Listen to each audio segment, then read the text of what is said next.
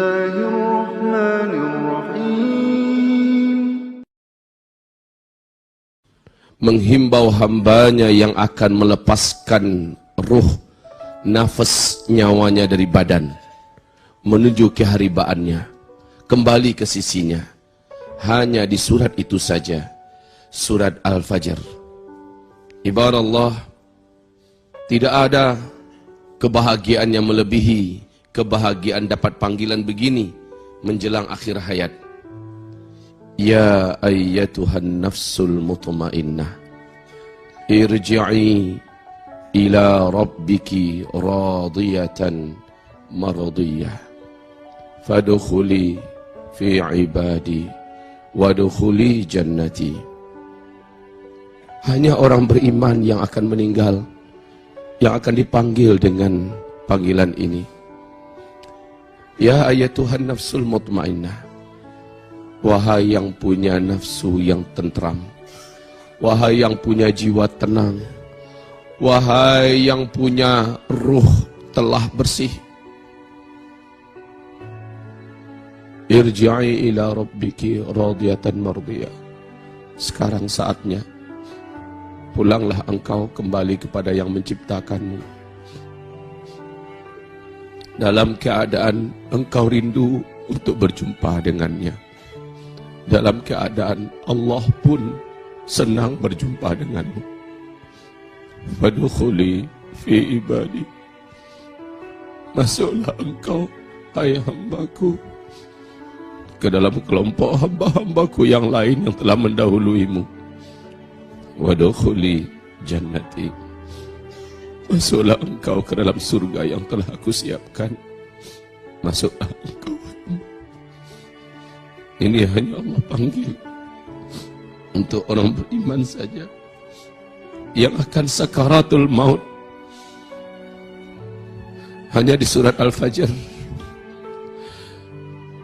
Rasulullah sallallahu alaihi wasallam bersabda di dalam hadis sahih Bukhari, sahih Muslim, panjang sekali hadisnya.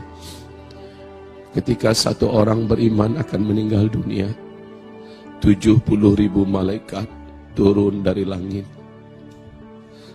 Hanya calon mayat ini yang bisa melihat. 70.000 malaikat itu wajahnya bersih-bersih, terang dan indah. Senyum mereka sangat menenteramkan hati dan jiwa. Yang bisa melihat 70.000 malaikat ini adalah orang beriman yang akan dicabut nyawanya, yang akan meninggal sebentar lagi. Hanya dia seorang yang bisa melihat. 70.000 malaikat turun, ramah-ramah wajah mereka. Mereka turun langsung mengelilingi calon mayat yang beriman. Salah satu di antara 70.000 itu adalah malaikat maut. Wajahnya lebih tampan dari seluruhnya, lebih indah daripada seluruhnya.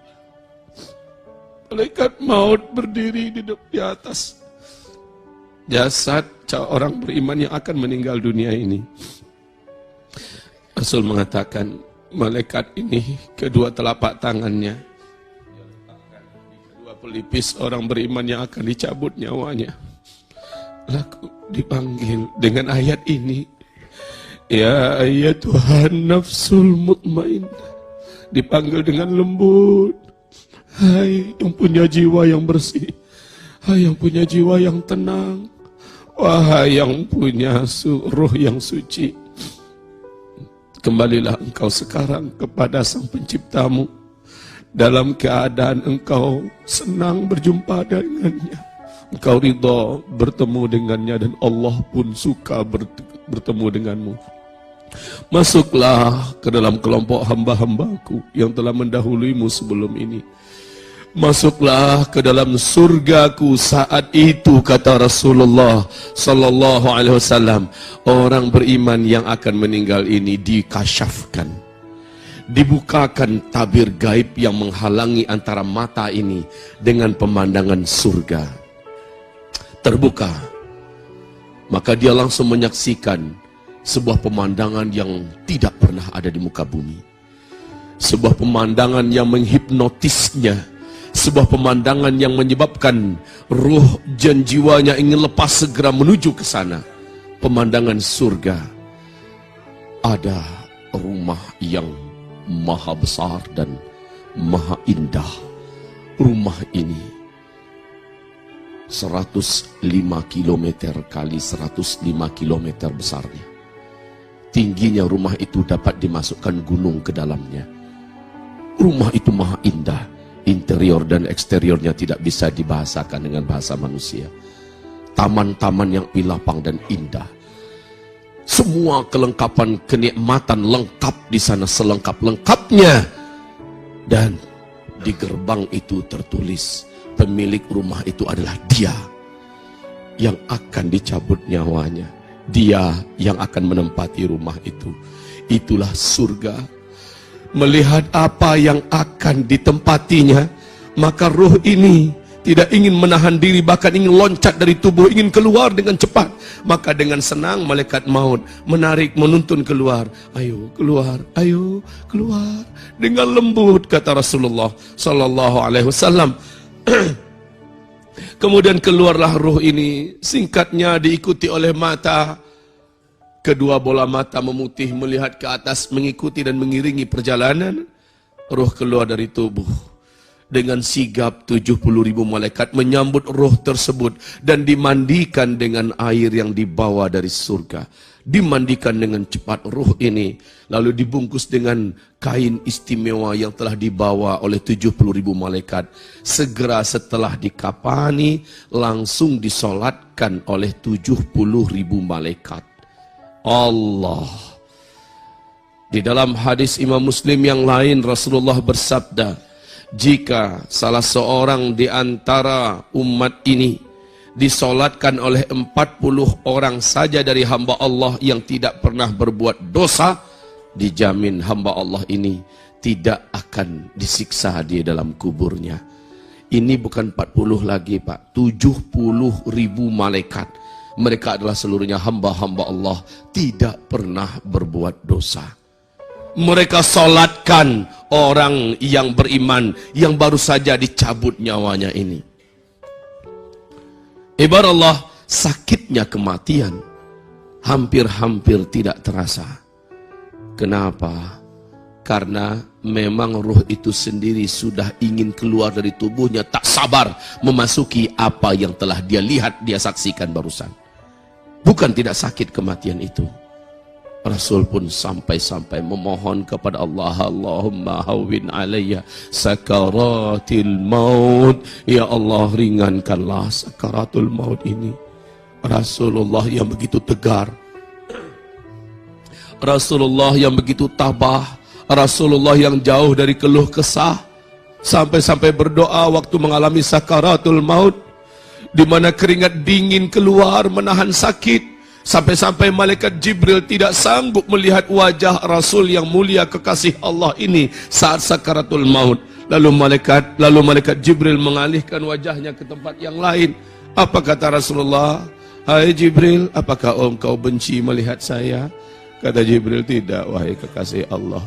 Mata yang mana tega melihat kekasih Allah dan kekasih kami sakarat? Rasulullah merasakan sakitnya kematian dan berdoa, Allahumma hawwin alayya sakaratil maut. Ya Allah, ringankanlah sakaratul maut ini. Ini Rasulullah berdoa. Ibarat Allah yang kami muliakan, orang-orang beriman pasti akan merasakan sakaratul maut. Kullu nafsin dha'iqatul maut. Seluruh orang yang beriman pasti akan merasakan sakaratul maut. Ibarat Allah, ma'asyiral muslimin wal muslimat. Singkatnya, roh tadi akhirnya dibawa beriring-iringan menuju ke langit. 70.000 malaikat, ada yang berjalan di depan, ada yang samping kiri kanan, ada yang di belakang. Roh ini diusung ke langit dunia. Sesampai di langit dunia, segera saja malaikat penjaga gerbang langit dunia merasakan ada bau wangi yang semerbak. Bau wangi yang membuat siapapun yang menciumnya merasa senang jiwa dan tenang hatinya. Malaikat penjaga langit dunia bertanya, alangkah indahnya, alangkah wanginya ruh siapa yang kalian bawa gerangan? Para malaikat yang membawa ruh tersebut menjawab, ini adalah Fulan bin Fulan. Dia adalah orang anu, tinggal di negeri anu. Dia semasa hidupnya menjaga salat 5 waktunya berjamaah di masjid, tidak mensyirikkan Allah Subhanahu wa taala. Dia sabar dan tegar dengan segala musibah dari Allah Subhanahu wa taala, dan dia beserta dengan para ulama dalam memperjuangkan agama Allah. Ini adalah Fulan bin Fulan, hobi bersedekah, kuat berinfak. Ini adalah Fulan bin Fulan, ahli tahajud, kuat menjaga dan rutin melaksanakan solat duha. Ini adalah Fulan bin Fulan yang senantiasa mengerjakan ibadah haji dan umrah. Ini adalah Fulan bin Fulan yang senang menyambung tali silaturahim. Ini adalah Fulan bin Fulan sang mujahid. Ini adalah Fulan bin Fulan ulama yang sangat tawadhu. Ini adalah Fulan bin Fulan hafizul Quran. Ini adalah Fulan bin Fulan, disebutkan kebaikan-kebaikannya. Maka apa kata malaikat penjaga langit dunia? Ada Allah, alangkah mulia yang kalian bawa. Kami akan bukakan pintu gerbang ini. Syaratnya, tahan dia untuk kami ingin ikut menyolatkannya. Maka kaum muslimin, dibukalah pintu gerbang. Ruh orang beriman yang dibawa iring-iringan oleh 70.000 malaikat ini pun ditahan sesaat di langit dunia. Seluruh malaikat di lapisan langit dunia menyolatkan ruh orang yang beriman ini. Entah berapa jumlahnya, Allahu a'lam. Menyolatkan, alangkah mulia posisi orang ini, ya Allah ya Rabb. Setelah selesai didoakan, dibawalah ruh ini, kata Rasulullah, ke lapisan langit yang kedua. Terjadi hal yang sama, maka disolatkan lagi. Selesai, dibawa ke langit ketiga sampai ke langit ketujuh. Setelah itu Allah Subhanahu wa ta'ala mengumumkan, sudah aku kenal hambaku ini, telah kuakui dirinya, bawalah ia kembali ke bumi. Pertemukan ia kembali dengan jasadnya. Biarkan dia mengikuti prosedur normal yang telah ditetapkan. Maka dibawalah ruh ini kembali ke langit dunia, dan dibawa ke bumi. Saat itu hendaknya jasad sudah diantarkan ke liang lahat. Sesigap dan secepat para malaikat melaksanakan penyelenggaraan terhadap roh orang yang beriman, hendaknya sesigap dan secepat itu pula keluarga sang mayat yang beriman selesai menyelenggarakan jenazah orang yang beriman ini. Makanya kata Rasulullah, salah satu sunnah yang harus disegerakan adalah menyelenggarakan jenazah. Saat jasad dimasukkan ke liang lahat, papan liang lahat telah disusun menutupi. Tanah pun dimasukkan menimbun kembali lubang. Lalu dipadat-padati. Setelah itu bergeraklah orang-orang yang mengantarkan sang jenazah ke dalam liang lahat, ke kuburannya, meninggalkan kuburan itu. Rasulullah bersabda, di langkah terakhir yang ketujuh dari orang yang terakhir meninggalkan kuburan, langkah yang ketujuh, roh pun disatukan kembali dengan jasad. Berfungsilah kembali telinga, berfungsilah kembali mata, tapi hanya untuk dirinya sendiri, tidak mampu berteriak memanggil orang yang meninggalkannya. Dia mampu mendengar, ibarat ada orang yang tinggal di atas lantai 2 yang dari kayu, terdengar gerak jalan orang melangkah itu. Tapi sudah tidak bisa memanggil, oi jangan tinggalkan, udah nggak bisa. Lalu setelah itu kata Rasulullah, datanglah 2 pasang bola mata yang merah menyala dalam kegelapan liang lahat. Ternyata ini adalah sepasang malaikat. Ini adalah 2 orang malaikat, Mungkar dan Nakir. Sangat garang wajahnya, sangat panas matanya, menatap tajam, suaranya bagaikan halilintar di siang bolong, menggelegar memanggil sang hamba Allah yang baru saja ditanam di liang lahatnya. Panggilan malaikat ini, Marhabbuk wa ma dinuk wa madza taqulu an hadzal rajul. 3 ini saja pertanyaannya. Sungguh jika dia bukan orang yang beriman. Gelegarnya suara malaikat Munkar dan Nakir ini ditambah dengan tampang mereka yang luar biasa menegangkan dan seram. Siapa yang menciptakanmu? Siapa Tuhanmu? Wa ma dinuk? Apa agama yang selama engkau hidup di dunia engkau anut? Bagaimana kamu dengan agamamu? Wa madza taqulu an hadzal rajul? Dan apa yang engkau katakan tentang lelaki ini, maksudnya Nabi Muhammad. Maka kata Rasulullah, saat itu orang yang beriman diberi oleh Allah kekuatan dan keberanian menjawab. Yuthabbitullahu alladhina amanu bil qawli tsabit fil hayatid dunya wal akhirah. Allah kuatkan lidah orang yang beriman ketika dia masih hidup di dunia, menyatakan yang benar, berzikir, membaca Al-Quran, berdakwah dan seterusnya. Dan Allah kuatkan lidah orang yang beriman di kehidupan akhiratnya, alam barzakhnya, menjawab pertanyaan malaikat Munkar dan Nakir. Maka ketika ditanya, "Marabbuk?" jawabannya, "Rabbi Allah." Yang menciptakan diriku adalah Allah. Yang selama ini aku sembah semasa aku hidup di dunia adalah Allah. Karena ia jujur, memang selama hidupnya dia rela diatur oleh Allah. Dia suka diatur oleh Allah. Dia tidak mau diatur oleh hawa nafsunya. Dia tidak mau diatur oleh aturan-aturan buatan makhluk di muka bumi. Dia hanya tunduk kepada Allah. Dan dia banyak sujud di muka bumi ketika dia masih hidup kepada Allah. Makanya Allah mudahkan dia menjawab, Rabbi Allah. Madinuk, apa agamamu? Dia menjawab, dini Islam. Agamaku ketika aku hidup adalah agama Islam. Aku hidup dengan Islam. Maka ketika ditanya, "Madza taqulu an hadzal rajul?" Bagaimana pandanganmu? Apa yang akan engkau katakan tentang lelaki ini ketika engkau masih hidup? Apa yang engkau ketahui tentang laki-laki ini? Orang ini menjawab, "Innahu Rasulullah."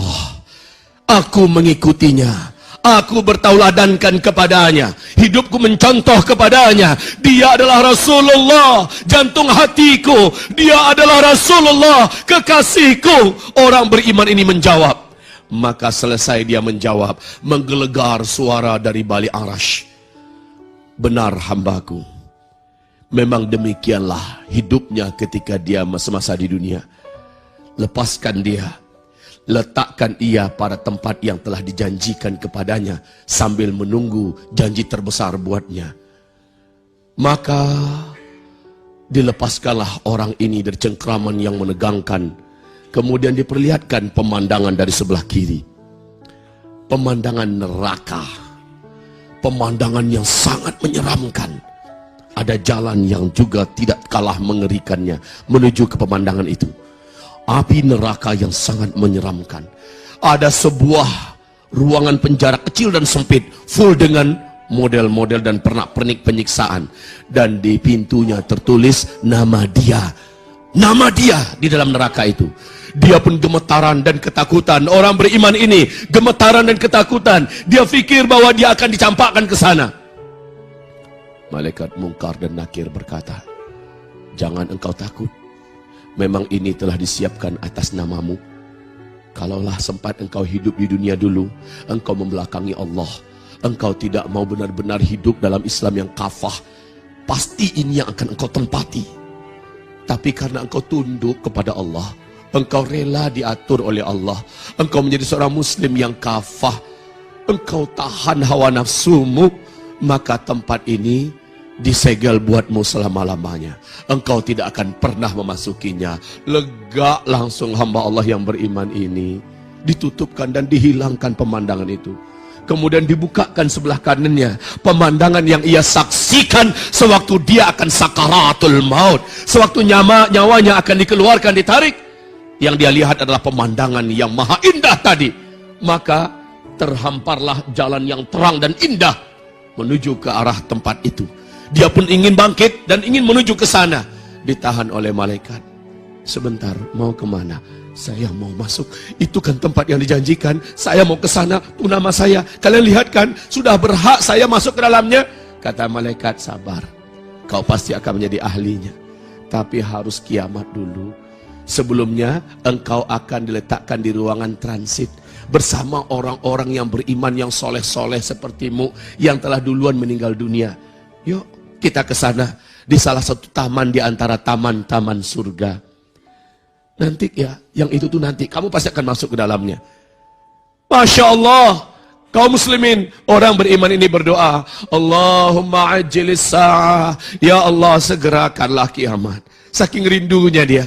Allahumma ajjilis sa'ah, ya Allah segerakanlah kiamat. Allahumma ajjilis sa'ah, ya Allah segerakanlah kiamat. Makanya pemalam tadi kajian kita di Masjid Trans, orang-orang beriman ketika melewati gerbang, masih ingat? Berapa orang yang malam tadi hadir? Berapa orang? Oh, hampir-hampir tidak ada. Berarti kurang nyambung nih dengan malam tadi. Orang-orang beriman dengan segera meluncur. Orang-orang munafik berteriak-teriak memanggil, tunggu kami, kami numpang dengan cahaya kalian, ini gelap banget. Kata orang beriman, sorry, kami udah gak sabar menuju ke rumah yang telah disiapkan buat kami dalam surga. Kalian kalau perlu cahaya, kembalilah hidup ke dunia. Amalkanlah Al-Quran, amalkanlah sunnah, itulah cahaya yang kami dapatkan hari ini. Kami berjuang mengamalkannya dulu di dunia. Sementara kalian mempermainkannya kan dulu di dunia. Kalian mengejek kami, kalian menghina kami, dan kalian meremehkan kami, kalian membodoh-bodohkan kami, kalian melecehkan agama Allah Subhanahu Wa Taala. Padahal kalian muslim, maka hari ini tidak ada cahaya buat kalian. Maka mereka meluncur, udah gak sabar menuju ke tempat yang telah Allah siapkan. Nah, kaum muslimin yang kami muliakan, ini perjalanan roh. Tentang masalah ini, kenapa di dalam surat Al-Fajr, panggilan yang indah ini Allah jadikan penutup suratnya. Ya ayyatuhan nafsul mutmainnah. Apakah hadirin semua dan hadirat Bapak Ibu senang kalau dipanggil begini dengan ayat ini nanti oleh malaikat maut? Apakah Bapak Ibu kira-kira mau? Karena lanjutan hadisnya, ada orang yang didatangi oleh 70.000 malaikat. Wajah mereka penuh dengan kemurkaan dan kemarahan. Gelap dan garang-garang. Mereka turun, mata mereka tegang dan menampakkan kebencian dan kemarahan. Orang yang akan meninggal ini ternyata ahli maksiat. Orang yang akan meninggal ini ternyata munafik. Orang yang akan meninggal ini ternyata orang kafir. Orang yang memerangi Islam. Orang yang memerangi para ulama. Orang-orang yang menghina dan melecehkan sunnah Rasulullah SAW. Orang fasik, orang musyrik, mujrim, zalim. Orang ini 70.000 malaikat turun. Dalam pemandangan kebalikan dari yang pertama.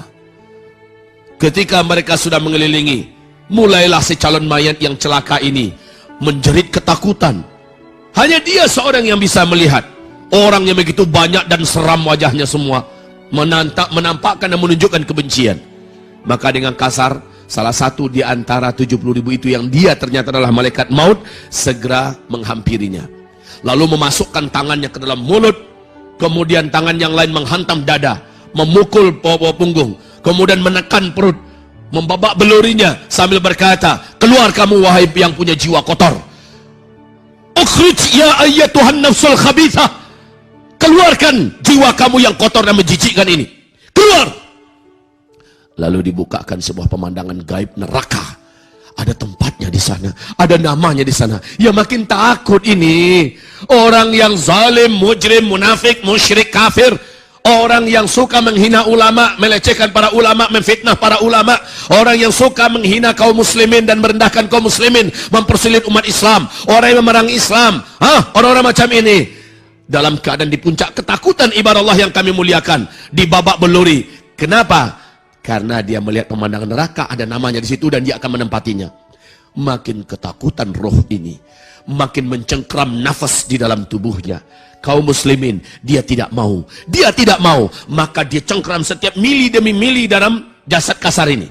Mencengkram dengan sangat kuat. Sementara malaikat menarik-nariknya. Luar biasa. Coba bawa seekor kucing ke lantai 10. Lihatkan pemandangan dari lantai 10 itu pemandangan bawah. Kemudian usahakan melepaskan kucing. Pasti kucing itu akan menancapkan kuku-kukunya di tangan-tangan kita. Betul tidak? Karena ketakutan kemana dia akan lepas kalau jika ia keluar, ia melepaskan tangannya. maka dia mencengkram. Semakin kuat kita melepaskannya, semakin kuat dia ketakutan. Roh dan nafsu orang yang akan mati, sementara dia lihat kemana tempatnya, akan mencengkram mili demi mili tubuhnya. Maka disinilah pusat dan puncak penderitaan. Sakit yang luar biasa, karena sulitnya malaikat mengeluarkannya. Dipukul sana, dipukul sini. Akhriju anfusakumul yawma tujzaun. Keluarkan jiwa kalian. Sekarang dibalasi apa yang sudah menjadi kejahatanmu selama ini. Dulu mentang-mentang kamu punya pangkat dan jabatan. Dulu mentang-mentang kamu adalah yang punya kekuasaan. Mentang-mentang punya duit. Kamu memerangi Islam. Kamu mempersulit dakwah Islam. Kamu memusuhi para ulama-ulama warasatul anbiya. Keluar. Ibarat bunyi sakarat yang mengerikan. Rasul berkata, orang kafir ini, orang munafik ini, orang musyrik ini, orang zalim ini, orang fasik ini akan berkata,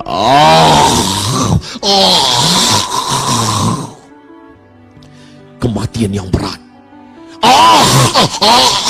Mata membeliak, mulut menganga sambil mengeluarkan suara yang sangat menyakitkan, seperti kuda jantan yang disembelih, kata Rasulullah, dengan benda yang tidak tajam.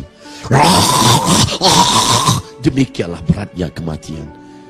Lalu semili demi semili pun lepas. Rasul bersabda, seandainya bumi ini digilaskan kepadanya secara perlahan-lahan, keluarnya roh itu nggak cepat, Pak. Keluarnya ruh itu perlahan. Beberapa menit baru ujung kaki, 1-2 jam baru bagian kaki ke ensel kaki, terus bergerak ke atas lambat. Begitu keluarnya roh, lambat.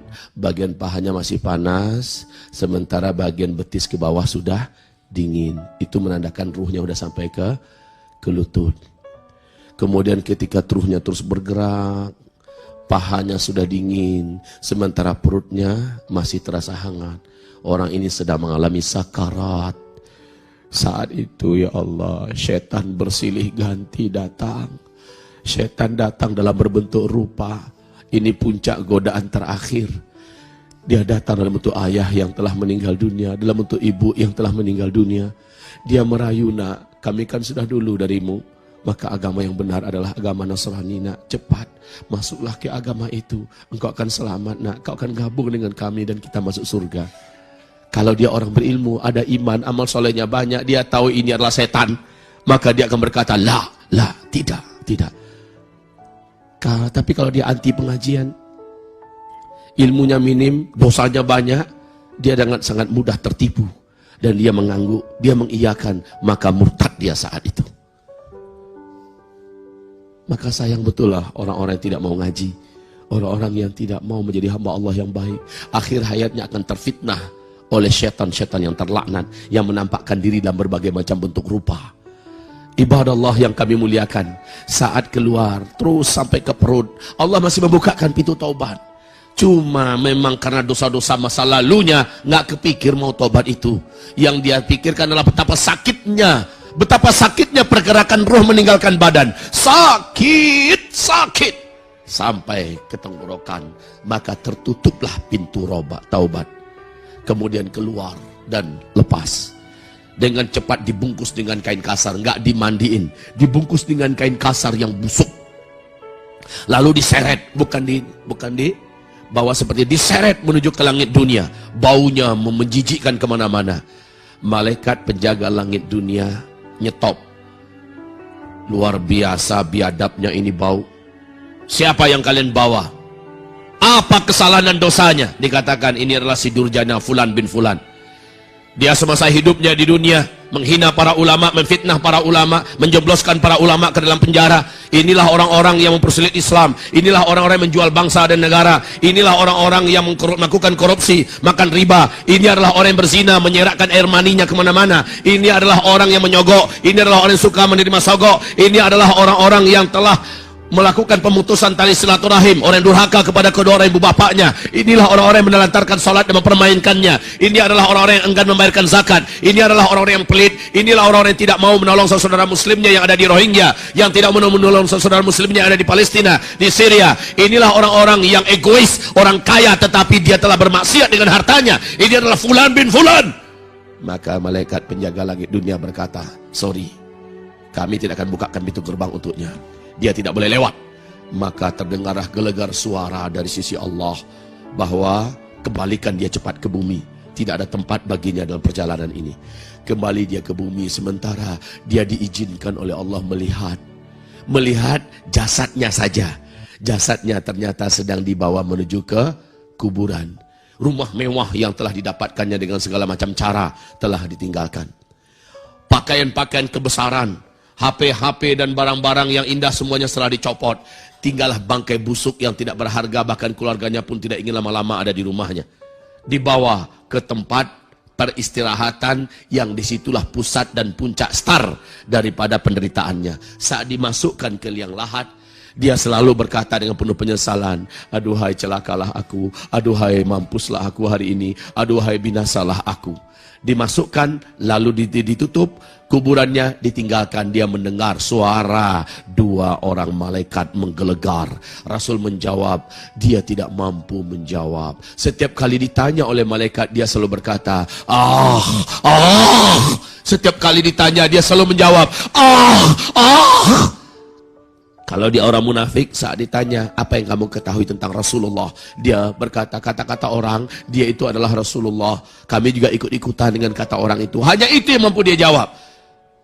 Karena memang pada kenyataannya ketika hidup di dunia, dia tidak suka mengidolakan Rasul. Dia bahkan membenci dan memerangi sunnah Rasul. Makin berjenggot, makin goblok, dan sebagainya. Yang kayak gini ini nih. Dia akan sulit menjawab, dan memang tidak bisa menjawab. Ini soal jawab alam kubur, walaupun sudah dibocorkan dalam hadis-hadis yang sahih, bukan berarti bisa dihafal dari sekarang jawabannya. Yang bisa menjawab itu adalah fakta amalnya ketika dia masih hidup di dunia. Ini yang menyebabkan dia mampu menjawab. Singkatnya, ketika dia tidak mampu menjawab, gelegar suara dari langit berkata, telah terlaknatlah dia, telah terkutuklah dia. Tempatkan ia pada tempat yang telah dijanjikan sesuai untuk para mujrimin sepertinya. Maka mulailah cemeti dan hantaman pertama menghantamnya. Jedar! Maka dia terhunjam ke dalam perut bumi. Dicongkel kembali untuk disiksa berikutnya. Bunyi siksaan ini dan teriakan orang celaka ini, selain jin dan manusia, kata Rasulullah, diizinkan mendengar. Ayam merintih, ayam merintih. Kuda juga tidak mampu mendengar cerita orang-orang yang disiksa di alam kubur. Anjing melolong, beratnya penderitaan mereka mendengarkan siksaan orang yang diazab di dalam kubur. Ibarat Allah, seluruh binatang yang ada tinggal dekat-dekat kuburan tersiksa. Makanya kalau ada yang buka ternak kandang, atau peternak kandang-kandang untuk ternak dekat kuburan, ini sebenarnya sebuah penyiksaan terhadap hewan-hewan. Jauhkan mereka. Rasul pun melarang jangan buat rumah dekat-dekat kuburan, karena ada energi negatif yang akan membuat kita tersiksa dan tidak nyaman. Ibarat Allah yang kami muliakan. Nah, orang ini dinampakkan kepadanya terlebih dahulu pemandangan sebelah kanan, surga yang ada namanya di situ. Masya Allah. Dia pun jingkrak-jingkrak, pengen berdiri untuk menuju ke sana. Ditahan oleh malaikat Munkar dan Nakir. Mau kemana lo? Tuh rumah saya, itu tempat saya. Maka kata malaikat, benar, itu memang sudah resmi untukmu. Itu kalau kamu hidup di dunia tunduk pada Allah. Kamu mendukung agama Allah. Kamu bersama para ulama. Kamu tunduk kepada Allah SWT dan melawan hawa nafsumu. Memang itu memang tempat yang sudah disiapkan buat kamu. Kan kamu lihat ada namanya, nama kamu kan. Sayang, kamu ketika hidup di dunia menjadi musuh Islam kan. Ketika kamu hidup di dunia, kamu sombong, tidak mau sujud kepada Allah kan, sok sibuk. Ketika kamu di dunia, kamu mentertawakan agama Allah kan. Kamu mempersulit para ulama dan kaum muslimin kan. Kamu menjual negara kan. Kaum muslimin yang kami muliakan, ini tempat buatmu, tidak akan pernah menjadi tempatmu. Disegel, ditutup, dan digulung kembali jalannya menuju ke tempat itu. Lemes dia langsung. Dibukakan pemandangan sebelah kiri, tempatnya dalam neraka. Maka dia ketakutan. Apa kata malaikat? Jangan cemas, kamu pasti akan masuk ke dalamnya, tapi nggak sekarang. Nanti setelah sangkakala, kiamat pertama, padang mahsyar dihamparkan, maka pintu-pintu neraka dibuka, baru kamu akan menjadi penghuninya. Saat itu dia berdoa, Allahumma ajilis sa'ah, sambil ketakutan, ya Allah, tundalah kiamat. Ya Allah, lamakanlah kiamat. Lamakanlah kiamat. Ketakutan dia melihat di mana tempatnya yang akan menjadi huniannya, abadi di dalamnya. Ya Allah, ya Rabb. Setelah itu dia mengalami siksaan pagi, petang, siang, malam, sambil diletakkan dalam perut bumi. Fi asfalas safilin. Sementara yang pertama tadi di a'la illiyin. Ibarat Allah yang kami muliakan. Yuk kita kembali ke surat Al-Fajr tadi. Kita kembali ke surat Al-Fajr. 5 menit lagi. Atau paling lama 10 menit lagi. Kita bangkit dulu ya. Kita sholat sunat syuruk 2 rakaat. Karena kata Rasulullah SAW, man shalla subha fi jamaah. Siapa yang melaksanakan sholat subuh dalam berjamaah. Wa fi riwayah ukhra, di riwayat yang lain, fi masjid, berjamaahnya di masjid. Thumma yaq'ud, lalu dia duduk. Yadhkurullah ta'ala, dia berzikir. Ini termasuk zikir tertinggi ini. Mendengarkan majlis ilmu. Dia berzikir hatta tatlu'a syams, sampai matahari terbit. Setelah matahari terbit, dia lewatkan sampai mataharinya bergeser, bergerak naik. Oleh para ulama mengatakan lebih kurang 15 menit atau 20 menit setelah syuruk, ya, dia sholat 2 rakaat. Thumma yaqumu yusalli raka'atain, lalu dia bangkit melaksanakan sholat 2 rakaat. Kanat selahu ka ajri hajjatin wa umrah tammah. Dia berhak mendapatkan pahala orang yang pulang dari haji dan umrah secara penuh. Masya Allah. Jadi Bapak Ibu yang kerja-kerja di luar sana, khusus Sabtu Minggu jangan sia-siakan momen yang termahal ini, ya. Taib. Surah Al-Fajr. Coba baca sama-sama. Yang ya ayatuhan nafsul mutmainnah, sama-sama. A'udzu billahi minasyaitonir rajim. Bismillahirrahmanirrahim. Ya ayyatuhan nafsul mutmainnah, irji'i ila rabbiki radiyatan mardiyah, fadkhuli fi ibadi wadkhuli jannati. Kita mohon dengan sangat agar imam kita mengulang kembali membaca, sehingga membayangkan malaikat maut yang membacakan ayat itu untuk kita semua. Kita mohon kepada beliau, tolong baca.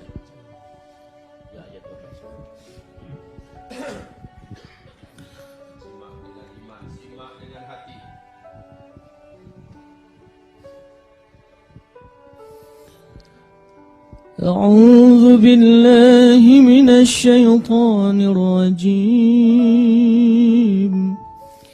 بسم الله الرحمن الرحيم. يا أيتها النفس المطمئنة ارجعي إلى ربك راضية مرضية فادخلي في عبادي وادخلي جنتي.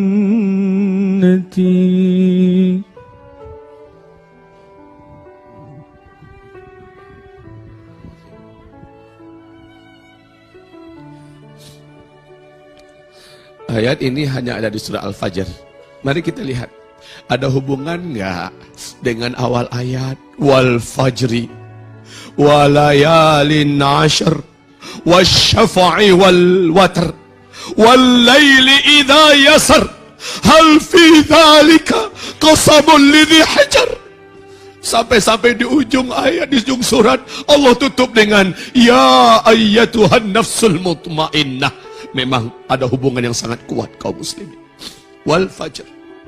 Di waktu fajar orang-orang istimewa saja yang sanggup bangkit. Di waktu macam fajar tadi sebelum subuh, ada waktu fajar itu dua. Fajar kadhib, fajar sadiq. Fajar kadhib yaitu kumandang azan buat membangunkan waktu terakhir untuk tahajud. Waktu-waktu di mana orang-orang bisa melaksanakan sahur bagi yang pengen sahur. Dikumandangkan azan, belum masuk subuh itu. Dan itu biasanya mengumandangkan azan adalah Ibnu Ummi Maktum. Kemudian pas masuk fajar sadiq, ufuk timur sudah mulai memerah, Bilal bin Rabah mengumandangkan azan masuknya waktu subuh. Jaraknya kira-kira 40 menit, 45 menit. Maka ibadah Allah di waktu ini jelas hanya orang-orang beriman yang telah bangkit. Ya ayyatuhan nafsul mutmainnah adalah orang-orang yang rutin bangkit di waktu fajar. Orang-orang yang melaksanakan tahajud, orang-orang yang berdoa kepada Allah, orang-orang yang bangkit sementara udara begitu dingin, sementara hujan mungkin saja turun, sementara malam tadi dia mungkin telat untuk tidur, ternyata dia tetap bangkit. Inilah orang-orang istimewa, hanya orang-orang beriman yang bangkit pada jam-jam sebegini. Ibarat Allah yang kami muliakan, ya ayyatuhan nafsul mutmainnah, disambung dari awalnya, dipangkali dari awalnya, wal fajr. Berat ini bangun pada waktu fajar. Berat untuk ada di atas sajadah, itu berat. Orang munafik, oh, jangan berharap mereka sanggup pada jam-jam sebegitu. Mungkin ini jam mulai mereka telap dan teler. Mungkin jam-jam ini mereka mulai memasukkan seluruh tubuhnya ke dalam selimut, menyempurnakan tidurnya. Sementara orang beriman telah bangun. Wal fajr, demi waktu fajar. Lanjut. Alam tara kaifa fa'ala rabbuka bi'ad. Adakah tidak engkau lihat bagaimana Allah memperlakukan kaum Ad? Alam tara kaifa fa'ala rabbuka bi'ad. Adakah tidak engkau lihat kepada mereka? Kemudian wa thamud alladzina jabu sakhra bil wad. Tidakkah engkau perhatikan bagaimana yang Allah perlakukan dengan kaum Thamud? Kemudian ayat berikutnya wa fir'auna dzil autad. Tidakkah engkau lihat Firaun yang memiliki bala tentara yang banyak? Kaum Ad yang memiliki kemampuan teknologi di mana mereka mampu mendirikan kota, rumah-rumah dan gedung-gedung yang tinggi. Allati lam yukhlaq mithluha fil bilad. Belum pernah ada dulu, sekarang dan nanti yang mampu membuat seperti mereka. Sementara kaum Tsamud hebat lagi. Bukit-bukit cadas, batu-batu keras mereka jadikan sebagai istana dan rumah-rumah mereka. Belum ada teknologi yang mampu membuat seperti yang mereka buat. Sementara Fir'aun, Dzil Autad, punya bala tentara yang banyak, punya senjata yang hebat, punya kelengkapan militer yang Masya Allah. Lihat mereka-mereka ini, alladzina taghaw fil bilad. Ternyata kerjaan mereka membuat kerusakan di negeri mereka, di negara mereka. Mereka membuat aniaya kepada pembawa-pembawa dakwah. Mereka melawan agama Allah Subhanahu wa taala. Fa aktsaru fihal fasad wa aktsaru fihal fasad. Banyak kerusakan yang mereka buat di mana-mana, merusak saja. Fasabba alaihim rabbuka sauta azab. Maka Allah yang akan melangsungkan kepada mereka cemeti azabnya. Inna rabbaka labil mirsad. Sesungguhnya Rabbmu pemilik cemeti azab yang tidak akan bisa dihindari. Coba sebentar, coba merenung dulu sebentar. Apa hubungannya sih dari wal fajar kok tiba-tiba menceritakan tentang kaum yang celaka? Kaum yang teknologinya bagus, duitnya banyak, kemudian militernya keren. Apa hubungannya dari wal fajar ke sini? Lalu ujung ayatnya adalah ya ayyatuhan nafsul mutmainnah. Renungkan ini kaum muslimin. Dapatkan sebuah hikmah di sini. Ini artinya orang-orang yang beriman pasti akan berhadapan dengan tipe makhluk-makhluk jahat seperti ini. Orang-orang beriman pasti akan berhadapan dan diuji oleh Allah dengan orang-orang yang biadab seperti ini, apalagi di akhir zaman. Ini di surah Al-Muzammil Allah Subhanahu wa taala berfirman, siapa saja yang rutin bangkit di waktu fajar, minimal bangkit di sepertiga malam terakhir lalu beribadah kepada Allah, berjuang di waktu-waktu Islam akan mulai bangkit. Ini kalau fajar diartikan dalam artian makro, maka adalah kebangkitan Islam. Menjelang fajar kebangkitan Islam, kondisi kita sekarang. Nah, orang-orang yang mampu bangkit pada waktu-waktu seperti ini, mampu berjuang, dia akan berhadapan dengan 3 tipe manusia tadi. Ad, Thamud, Fir'aun. Akan berhadapan dengan orang-orang yang punya duit, orang-orang yang punya teknologi, dan orang-orang yang punya bala tentara dan kekuatan. Dia akan diuji, tetapi Allah berfirman dalam surah Muzammil, Allah akan kokohkan dia berkat bangkitnya dia sepertiga malam. Allah akan kuatkan dia dan Allah akan sabarkan dia. Kalau dia terbunuh, dia akan dipanggil dengan ya ayyatuhan nafsul. Ini loh, yang berhak mendapatkan panggilan ini adalah yang rutin tahajud, yang bangkit di sepertiga malam terakhir kebangkitan Islam ini, menuju kepada fajar Islam. Dia istiqomah karena ibadahnya yang luar biasa, karena perjuangannya yang luar biasa. Akhirnya kematiannya berhak dipanggil oleh malaikat maut dengan penutupan surat Al-Fajr ini. Indah tidak? Indah tidak? Jadi jangan pernah mimpi berharap dipanggil dengan panggilan ini, ternyata nggak mau tahajud, ternyata meninggalkan sholat subuh berjamaah. Jangan berharap ternyata di sepertiga malam terakhir menuju kebangkitan Islam ini dia tidak termasuk di antara para pejuang, tapi dia hanya orang-orang yang menyaksikan dan melihat saja. Hartanya tidak keluar, tubuhnya juga tidak bergerak, dan dia tidak melakukan apa-apa. Dia berharap Islam bangkit, hanya itu saja. Sementara dia biarkan Islam dan kaum muslimin menderita, air mata tumpah, darah tumpah berserakan di mana-mana, dia hanya diam saja. Orang seperti itu berharap dipanggil dengan ya ayyatuhan nafsul mutmainnah, tidak pernah. Jadi akan dipanggil adalah yang bangkit sepertiga malam terakhir. Menjelang fajar kebangkitan Islam, dia menjadi pejuang bersama para ulama. Di Indonesia, dia bersatu dengan para ulama. Dia berjuang bersama umat Islam yang lain, Ahlus Sunnah wal Jamaah. Dia mengorbankan hartanya, pikirannya, dia mengorbankan nyawanya, dia mengorbankan semua yang dia punya dalam rangka menyongsong kebangkitan Islam. Dia termasuk yang bangkit di sepertiga malam terakhir. Jadi ada makna langsung, yaitu ibadah dalam bentuk sholat tahajud. Ada makna dalam artian analogi perjuangan menjelang kebangkitan Islam, fajar kebangkitan Islam. Orang yang macam ini akan berhadapan dengan Fir'aun, dengan ancaman pelurunya, dengan ancaman militernya dan tentaranya. Kaum muslimin yang ada di Amerika dihadapkan dengan Donald Trump. Kaum muslimin yang ada di Rusia dihadapkan dengan Vladimir Putin. Kaum muslimin yang ada di Syria dihadapkan dengan Bashar Assad. Kaum muslimin yang ada di Rohingya dihadapkan dengan Asin Wiratu dan seterusnya. Ya, setiap orang Islam di muka bumi di fase keempat di akhir zaman ini sedang berhadapan dengan jenis kaum Thamud, kaum Ad, dan kaum Fir'aun di akhir zaman. Istiqomahlah ketika dia menjadi orang yang mampu rutin melaksanakan ibadah di sepertiga malam terakhir. Allah menjamin dia akan dikuatkan oleh Allah. Dan kalaupun harus menghembuskan nafas terakhirnya, dia termasuk yang dirayu oleh malaikat. Dia termasuk yang dipanggil dengan panggilan indah, ya ayyatuhan nafsul mutmainnah. Bangunlah, salatlah 2 rakaat, salat sunat syuruk. Semoga mendapat keberuntungan pahala haji dan umrah total. Setelah itu kita lanjutkan lagi dan kita diskusi, lalu kita berdoa bersama-sama. Allahumma salli wa sallim ala hadha nabiil karim Muhammad sallallahu alaihi wasallam. Tafadhal inhadu wa sallu salata sunat syuruq. Bismillahirrahmanirrahim. Alhamdulillah, taqabbalallahu